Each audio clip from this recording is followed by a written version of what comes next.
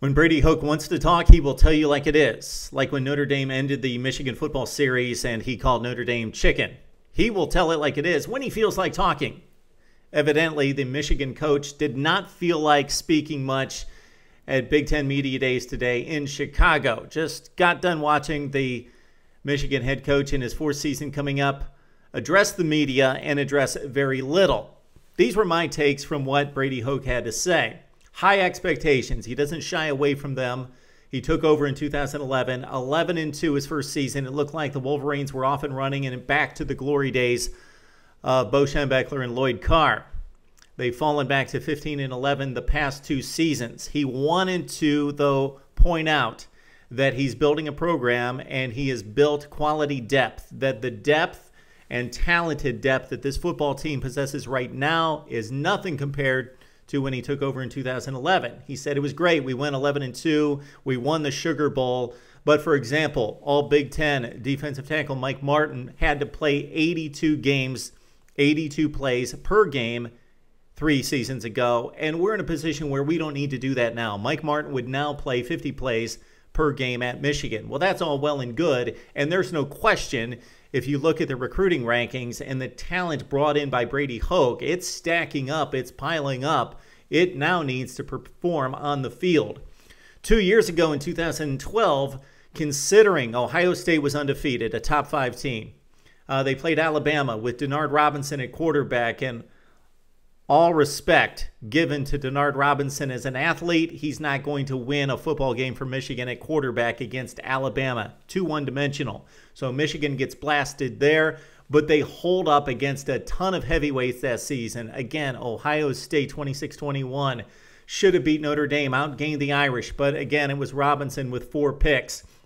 And against South Carolina, a top 10 team in the Outback Bowl, should have won the game, needed to wrap up a sack, took the Gamecocks down to the last 7 seconds. My point is that Michigan, despite going 8-5 in 2012, showed us that they were a legit top 15 team in regards to talent and ability on the field. I expected that to continue last season, but they took a step back, and they were putrid, especially on offense. We'll get to that in just a second. So Brady Hoke not shying away from expectations, and he wanted, though, to basically say, forget 15-11, I'm building a football program, and you're going to see it on the field. We have it on the roster. It needs to perform now. He did also say that at Michigan, the goal is to win every game, and that starts August 30th against Appalachian State. He didn't bring up 2007, but again, Brady Hoke not at Michigan at the time of that historic upset and embarrassment for the Wolverines. Blocked kick on the last play of the game, yes, against Appalachian State. The other thing that really stood out, he didn't talk much personnel. Didn't talk about the quarterback position, Devin Gardner's performance last season, anything like that. He basically focused on the coaching changes. Now, no coaches have left Michigan. They retain the entire staff, but guys are moving all over the place, excluding Doug Nussmeier as the offensive coordinator. But let's talk about the defense in particular. Defensively, not changing coaches, but moving guys all over the place, changing responsibilities. So that tells me that Brady Hoke is comfortable with the ability, the knowledge, the teaching ability of these coaches, but he wants to shake things up. He wants to get these guys thinking. He wants them to think innovation. He wants them to connect with the players. He wants to stir up some energy out of these coaches. That's what that tells me there, and he addressed that situation not in terms of energy, but that he's got coaches with different responsibilities here in 2014. Then the other thing that they didn't really address here, except one question about the offensive line, is that Michigan was not Michigan offensively last season. Rich Rod spread it out. He completely changed Michigan offensive philosophy. Brady Hoke, going back to the old days with a wrinkle of the new passing offense, went back to the power game, or attempted to, running the football and then play action off of it. He's got a quarterback that could probably play either system. Of course, he's very elusive, but delivered the mail the last 5 games of 2012, regressed to a certain extent, at least in the first half of 2013, but I thought Devin Gardner played well down the stretch, and of course showed his best against Ohio State in the game. it comes to note here that Michigan had the most negative plays in college football, 128 last year. So that would spell sacks most of the time.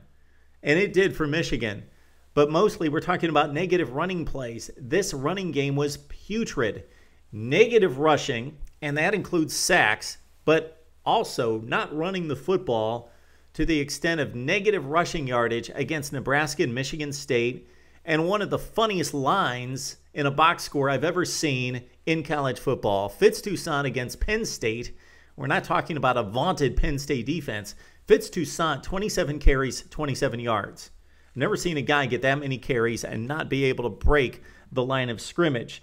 They were horrible running the football, and now they've lost both tackles to the NFL.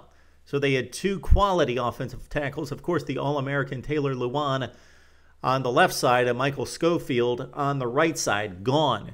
So it's a reshaped offensive line.